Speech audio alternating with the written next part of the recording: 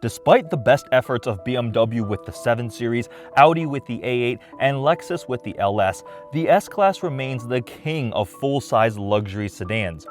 Truly a flagship for the brand, the S-Class is unmatched when it comes to making you feel like you are wafting down the road in a cocoon of silence.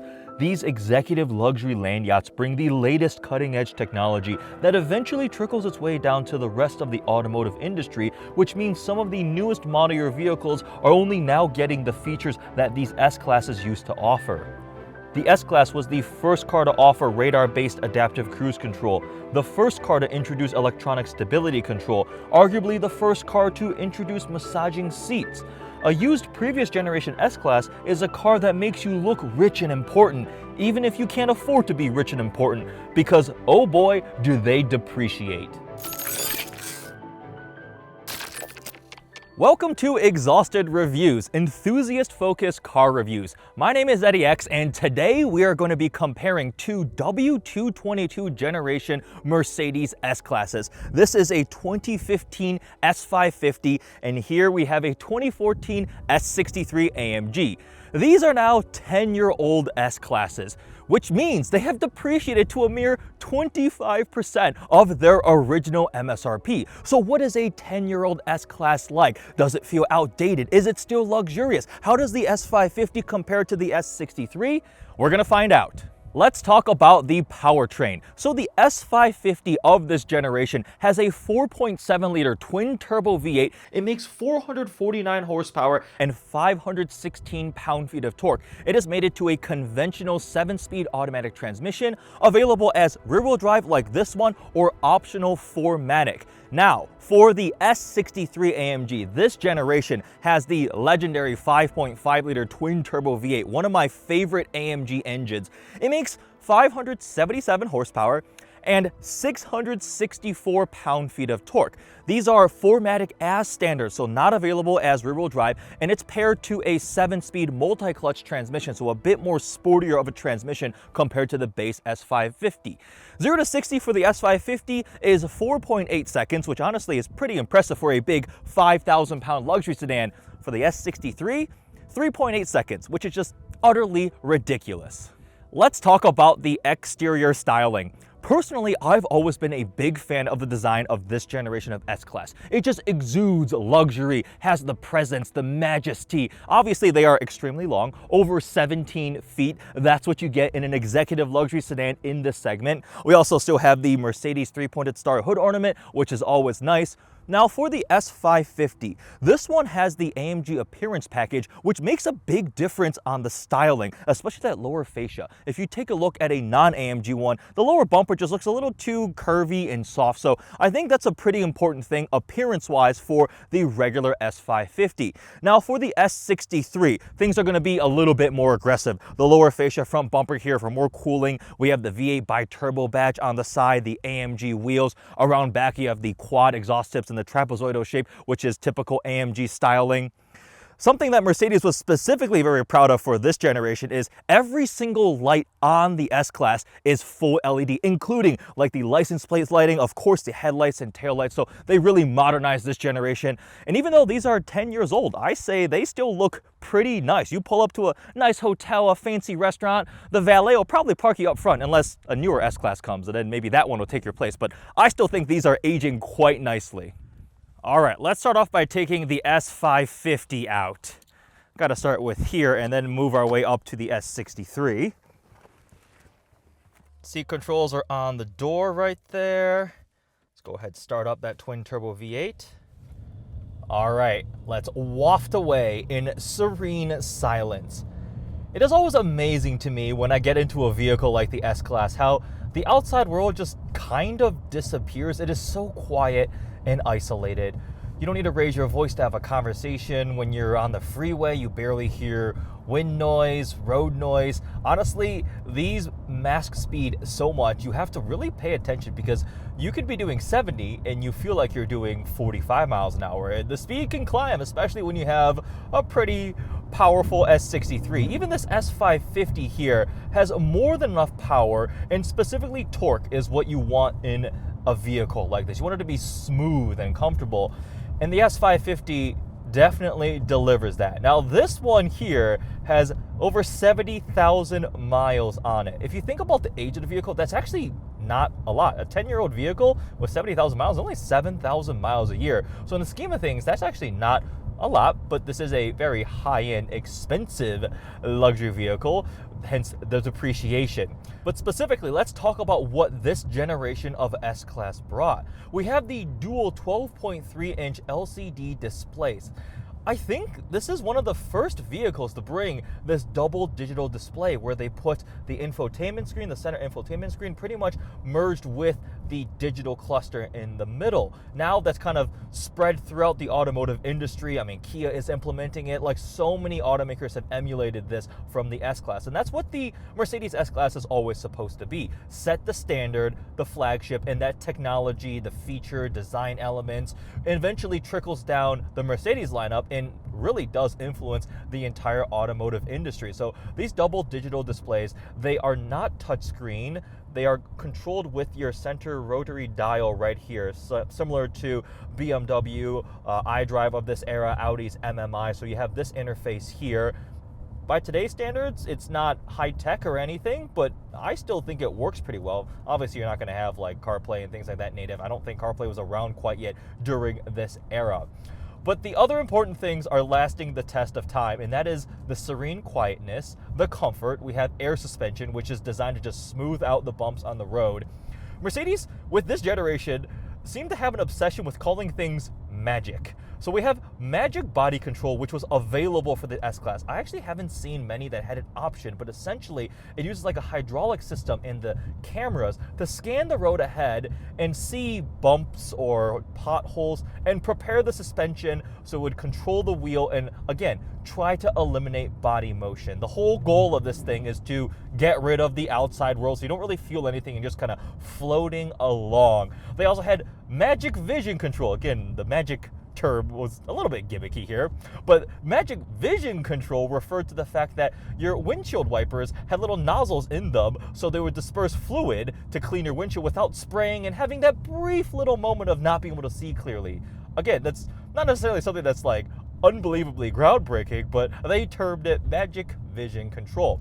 In terms of driver assistance technology, there was a good amount that also debuted here with the Distronic system. You had hands-free at lower speeds. I believe it was up to 37 miles an hour. It'd use the camera, follow the vehicle in front of you. If you're in traffic, in a traffic jam, the vehicle would essentially drive itself. I remember trying that out in a friend's S-Class when it was brand new in traffic, and it was great for 99% of the time. There was one instance I remember, you still had to pay attention because it's following a car in front of you, and all of a sudden a car surprisingly like decided to merge off or something, and the vehicle started, my S-Class started following. I'm like, no, come back. So you still have to pay attention. Now, we've taken massive strides forward now with the modern era, so the driver assistance hands-free tech is huge leaps and bounds up, but this is still pretty good. We have the adaptive cruise control, it has the lane keeping stuff. Again, because even for this era, the S-Class was supposed to be the flagship and had the best of the best.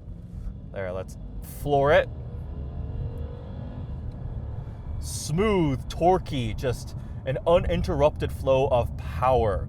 We have various drive modes too for the S550. Control them here. Go into sport, and we can actually set the dampers into sport. Airmatic. A little bit firmer. I feel like the steering maybe tighten up a little bit. We have paddle shifters on here, but let's save the sporty fun driving for the S63, because a car like this I prefer in comfort mode. I like it floaty. I like it being a yacht. That is what I love about cars like this. So I personally owned a 2019 A8L, and I've always loved these executive luxury sedans. I like my vehicles very dedicated to their purpose. So if I want a luxury car, I want the best of the best luxury car. If I want a sports car, I want a dedicated sports car. And that's what the S550 is. It is just a cocoon of luxury. I love using that phrase because that's what it feels like. You're bundled in this comforting, quiet, serene place. The seats, the bolsters will hug you as you go through turns. The kind of outer bolster will support you, so you don't want to strain your body by having to lean over, experiencing the gentle G-forces as you're turning. And of course, we have heated, cooled seats. We have massage seats, the various settings. You can press right here, and it'll pull up the massage controls. 6 different massage settings, including the hot stone massage, which is pretty awesome. You know what? I think I could do that. Hot, relaxing massage. Actually, I'm going to do shoulders. Shoulders a little bit sore. There we go. I actually really love this interior spec with the really light colored wood trim. You can see the grain, but it's glossy. It's got the veneer on top of it. We have the round air vents here. Apparently the interior flow, the design of the dashboard and the doors was inspired by swan wings. You can see this elegant curvature across the interior, and everything is also just trimmed in leather. It's pretty much leather, wood, all very high quality, as you would expect in an S-Class. In terms of the build quality, how this feels now that it's 10 years later, 70,000 miles, this is still very, very nice. Honestly, this car was taken quite good care of from what I could tell. It has some wear and tear on the outside and like some of the leather showing a little bit of discoloration, but this is still so serene. I can just drive it with my pinky. It's just going smoothly forward. The air suspension seems fine, no weird noises, vibrations, and that's what an S-Class is. Oh my gosh, this is so nice. I am bringing back all the memories, reminiscing about all the time spent in this generation S550. So without a doubt, this S550 still feels extremely luxurious. Oh man, I am getting nice heated hot stone massage right now. It is still extremely quiet. It is very, very floaty. Even in sport mode, it's not going to do any impressions of a sports sedan, but we'll see what the S63 is like in a moment. We'll hop in that after we finish up our quick little drive with this S550 with the Burmester sound system. I think this was one of the first cars I saw this metal speaker grill with the laser drilled holes in a really mesmerizing pattern. And again, that's something that design cue has propagated across the auto industry. There's mainstream cars now that have this kind of thing on their speaker grills. So another example, the S-Class brings some really cool new technology, design aspect, and it eventually trickles its way across the automotive industry. Brakes still feel nice and strong. This is just such a nice place to be. And to think that this is $27,000. Original MSRP for these was like, when optioned, like $115, $120, depending on how you option it. This one doesn't have the executive rear seat package, has the AMG front appearance package, and this one is not 4MATIC, so there is a price range. I believe the base S-Class of this generation was maybe right around 100 grand. They have gotten more expensive as we reach the latest generation, but so this one, $115,000, 70,000 miles later, $27,000 is what this one is going to be available for. Again, quarter of the original MSRP. That is crazy depreciation. Once we hop in the S-Class, the S63, we're in both S-Classes. Once we hop in the S63, I'm going to have a couple more thoughts about why these depreciate so much and what the reality of purchasing a heavily depreciated S-Class could be like. But just with this quick drive right now, this is pretty phenomenal. All right, time for the S63, and because this one has the executive rear seat package, I've recruited Steven to be my chauffeur. We'll start this off in the back seat. Let me move the seat for you, sir. Of course, we have soft closed doors. There we go. Oh yes, we can move the seat out of the way. The driver is able to, so I have maximum legroom. I can also control it here on this panel. Of course, we have heated and cooled seats back here, and because this one has the rear seat package, they also recline. All right, driver, I am ready to go. Fire up that V8. All right, immediately you have a much louder rumble. So, Steven, you found both of these S-Classes from one seller, right? And you bought both of them? One very, very wealthy seller. I was only looking to buy the 550, but then there was a 63 AMG and you had to take both. Bundle deal, right? Two W222 S-Classes. You know, I didn't know much about these cars, and I had to learn very quickly. And you know, they did not. You're not disappointed, are you? No, not at all. Of course, how could you be? This back seat is very nice. So if I turn my heated seats on, not only do the seats warm up, but also the outboard and inboard armrest. Same thing up there. Cup holders back here. Sadly, I do not have massage seats back here. So if you want massage seats, you got to hop in the front, which I will in a moment. Or the cooler. Or the cooler. We don't have the cooler? No, we don't. We have good storage, though. There is storage. That is true. suede headliner here, so that's the difference between the 63 and the 550 specifically. This one does not have the upgraded Burmester sound system, the 3D surround. That was like a $6,000 option. Very expensive. Very expensive and actually pretty difficult to find. But even a base Burmester sound system is pretty dang good. I do like the spec of this one, but I think the light gray wood trim on the other one was really special. But this one has the diamond cross pattern here. This one only has 50,000 miles, correct? Yes, correct. So it's in a little bit better condition, I would say. They're both about the same. About the same. Yeah, they're both pretty well taken care of. Great condition. I mean, the guy took it to the dealership and said, "Hey, if there's any issues, Take care of the car. Yeah, and do your A service, do your B service, do your AJ service." Was the guy you bought it from the first owner of both of these? He was the second owner. Second owner? This was his car, and the 550 was his wife's car. Well, that's a pretty nice his and hers combination. My goodness. All right, so the 63 is more for the driver, right? I mean, the rear seat experience is nice here, but you can get this in the regular 550. But I wanted to show you what the executive rear seat package is like. I'm 6'3". I've got pretty long legs. I can't even reach that seat right now. Punch it. Oh. All right, my chauffeur is a maniac. Oh boy. Immediately, it definitely feels more firm, for sure. But this thing is so quick. As a car guy, I really enjoy the exhaust note. I mean, even being driven around in the back, you like it. You like the exhaust. It sounds good, but it's inside. We have a very muffled experience. It's actually pretty loud from the outside when you get on it. You can really hear it too. Oh, really? Yeah. And have you heard these 5.5s when you do downpipes and exhaust? Insane. Oh, the whistle, the turbo whistle, the noise. So this engine is pretty special. But S-Classes are meant to be experienced, being driven, and this is definitely nice. We've got our sunshades back here we can control, so I can put this privacy shade down. You see a little one that goes back. I can also control the rear sunshade in the back. Yep. And then there is another switch for my panoramic roof cover here. Can I control the front one from back here? Nope. No, so that I do not have control of. The driver still has something to do. Man, S-Classes are just... Honestly, S-Class, A8, 7 Series, they're all really, really nice. But there's something about Mercedes where they maybe spend a little more in development. They go a little more over the top. There's that certain opulence, I feel there like. There is an opulence, and yeah, it's pretty cool. This would compete with a BMW M7... Well, there was M750. It was a 750. 750 regular, and then there was the M760, which had the V12, but then there was an S65. So there is a tier above the S63 where you have the twin-turbo V12, RIP twin-turbo V12, no longer available, no more 65 AMGs. But yeah, this is not a bad place to be. The quilted seats back here. You guys earlier were just taking a nap in the back seat. It was funny. It's great. You I can pulled eat up back to the there. You can do anything back there. I mean, seriously, it's you can work back here, office, whatever you need, mobile office, yeah. And to think that depreciated now the 25% of the original MSRP, this was probably they were like 140 to 160 new depending on options. Right. And now it's a 40-something thousand dollar car. That's correct. Well, 25% of the original price. Huh.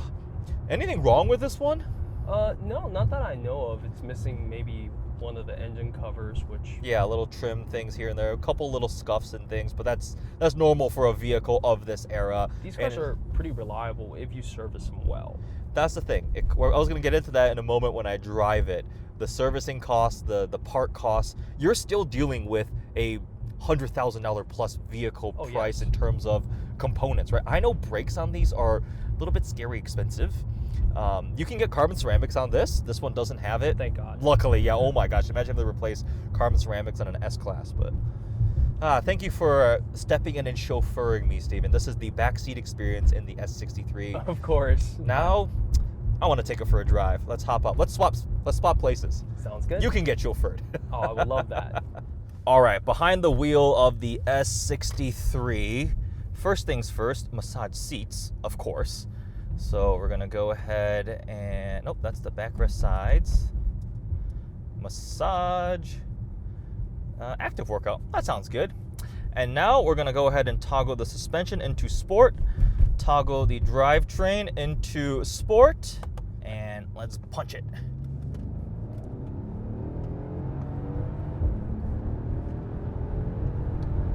Oh my goodness. Yeah, that definitely deserves the AMG badge. You hear the V8, but it's subdued. It almost feels like it's in the car behind you, right? It's just such a long vehicle in the distance. That V8 just putting out that 664 pound-feet of thrust. 4MATIC as standard, but it is heavily rear biased, so 67% to the rear. But the most impressive thing about the S63 AMG is, as a 5,000 pound huge luxury sedan, the sportier suspension tuning for the air suspension, being able to keep it relatively composed, and you feel pretty confident taking turns at speed. I mean, these are designed to cruise on the Autobahn at 150 miles an hour for hours on end, well, until you run out of gas, but that's what an S-Class is for. And it really can deliver that. These things mask speed so well, you could be accidentally exceeding the speed limit by a allegedly small or maybe major amount and not realize it because it is so serene and isolated, the passing power, everything. Now the transmission, the multi-clutch transmission, is definitely meant to be a little bit sportier, but it sometimes can be a little bit jarring in the S63 because like you're still in an S-Class and sometimes you get a little bit firmer shift. So very big difference between the regular conventional automatic in the S550, but we've got paddle shifters. Let's see, a couple downshifts. If I go into manual, or second gear, I feel like this engine still has a good amount of inertia, so you're not gonna get super quick shifts at all. I can feel the bolster hugging my left side as I'm taking a turn. This is 4MATIC, but it has a rear bias. 67% torque is sent to the rear wheels. And also, the S65 is rear-wheel drive only, so this is the only AMG version you would get with all-wheel drive. All right, let's go back into comfort and see what this thing is like, doing its best interpretation of a floaty S-Class still. There's still a bit more of suspension firmness. I think everything gets tuned up a little bit sportier than the base S550. From a body composure and control standpoint, it's better. The steering feels just a bit tighter and more communicative. And when I'm going back and forth like this, the bolsters on either side are just like intermittently hugging me. That's kind of funny, actually. But that leads me to some of my thoughts on these jack of all trades, master of none. That's what I call these performance sedans, whether it's an S63, an M5, the RS7 that I used to own, a BMW X5M competition, right? They're fantastic, but because they're trying to do both sides, you'll inherently have a little bit of compromise. And if you're okay with that, they are pretty epic machines, right? An S550 will be more floaty and comfortable and serene than an S63. But obviously, the S63 is gonna drive way better, way faster, handle a bit better. But at the same time, an AMG GT or an SL63 obviously is going to handle and drive better than an S63. So it comes down to personal preference. My philosophy, what I've tried to do is have my cars dedicated to their purpose. So if I want a sports car, I have a dedicated sports car, my Z06. If I want a luxury car, I ended up getting a Audi A8L. I thought about an S-Class, right? I ended up going for the Audi because it was a bit newer. It was a fantastic deal, but I really considered this generation of S-Class or S560 or S580. I was considering it too. The AMG is definitely really, really cool. I'm not trying to discount it at all. And I think maybe the more desirable one to the general audience, you're not going to be disappointed. It's still extremely comfortable. I mean, this massage seat is still some of the best out there. It's still extremely quiet. We have the great sound system. We have all the luxury creature comforts you could possibly want. And honestly, this does not feel like it's a decade-old luxury sedan. It does not. Now, when you get an S580 back-to-back, you will see it because S580 has gone crazy over the top with the screens. So I think the sweet spot for the W222 could be the S560 and the S63 with the 4-liter. Now, you're going to pay a bit more premium. That's a mid-cycle update for this. So they changed the engine, they changed some of the styling and things, but they're going to cost quite a bit more. The value is this generation with moderate miles on them. You just got to budget for things. I'm just driving through a construction zone right now. This is not the most scenic or pretty looking drive, but you know, it's about the car. We're talking about the car. When you buy a depreciated high-end car like this, you're still paying six-figure luxury car expenses when it comes to your service, maintenance, when it comes to components, parts, consumables, brakes. I had a friend, this was many years ago, so maybe there's other options out there now or the prices have come down, but he had an S63. I think actually he first had one of these, then he went to a 4-liter, the mid-cycle update. His brakes, he was quoted like $7,000 for steel brakes. Things are just going to cost a lot, and because of the complexity, especially with this generation when they started adding more electronics, air suspension has been known to go wrong, and just the various different systems and complexity, you're going to want a budget for that, and that is the trade-off. You're getting an insanely depreciated car, but just save a little bit more money to maintain it, and just be prepared for that, and you'll have yourself a still $100,000 luxury car experience for a tiny little fraction. To me, I think what I would personally buy would be an S560 with a little bit medium miles, maybe 30 to 40,000 miles S560. But honestly, final conclusions driving both of these is when they're taken care of in good condition, they still feel very tight. Build quality is good. I don't hear any weird rattles or buzzes. And it's still just a proper S-Class experience. I'm not gonna do actual launch control, just gonna floor it. A second of hesitation, and then just this wave of torque. Oh my goodness. Something this big should not do things like that. That's pretty stupendous. All right, a fun comparison of the S63 and S550, two heavily depreciated flagship Mercedes S-Class models. Which one would you go for? Would you pony up for the 63 to get the more aggressive looks, the power, or would you be happy with a well-optioned S550? I mean, you still have a V8, air suspension, they're both so fantastic. And every time I drive these, I understand why the ultra wealthy, the executives, the CEOs, they drive S-Classes, because once you experience it, you don't want to go back to your run-of-the-mill E-Class or C-Class. This is true luxury. It makes the miles disappear. It takes away the stressors of the outside world. You get stuck in traffic, no big deal. Have a 60-mile commute, no big deal. Do not care.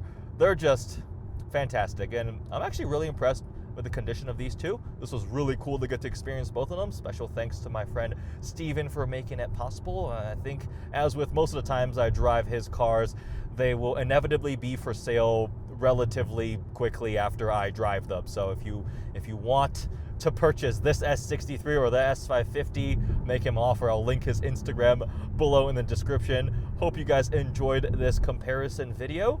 Thanks for watching.